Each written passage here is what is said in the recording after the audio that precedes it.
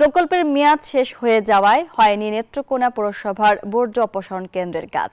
ফলে যত্রতত্র ময়লায় দুর্গন্ধ আর রোগ জীবাণুর আক্রমণে অতিষ্ঠ হয়ে উঠছে কয়েকশো পরিবার।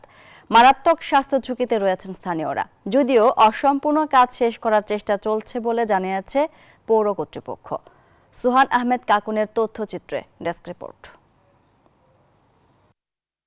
বিশ্বব্যাংকের অর্থায়নে তৃতীয় নগর পরিচালনা ও উন্নতিকরণ প্রকল্পের আওতায় নেত্রকোনা পৌরসভা বর্জ্য ব্যবস্থাপনায় 2016 সালে নেওয়া হয় বিশেষ প্রকল্প।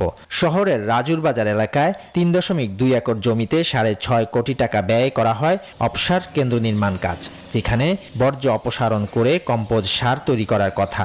কিন্তু প্রকল্পের মেয়াদ শেষ হওয়ায় তা আর সম্পন্ন হয়নি। ফলে অসম্পূর্ণ স্থানেই রাখা হচ্ছে পৌর শহরের প্রায় 3 থেকে 4 টন ময়লা আবর্জনার পচা দুর্গন্ধ ছড়াচ্ছে আশপাশের পুরো এলাকায়। অতিষ্ঠ পথচারী সহ এলাকাবাসী। কেউ আসতেই চায় না, এই মাছির তাড়নায় কেউ আসতেই চায় না। এই আবর্জনা ফালা, ফাঁক টাক ফালা, আপনার বস্তা আছে, এইসব আবার কুকুরে ফেলে নিয়ে আবার গড়তে আবার কুত্তা ফেলে জায়গা। আর এই যে একটা বাগান আছে গাছের, বাগানটাও শেষ। ভালো মানুষের এইসব নোংরা দেখলে মানুষ আসেও না।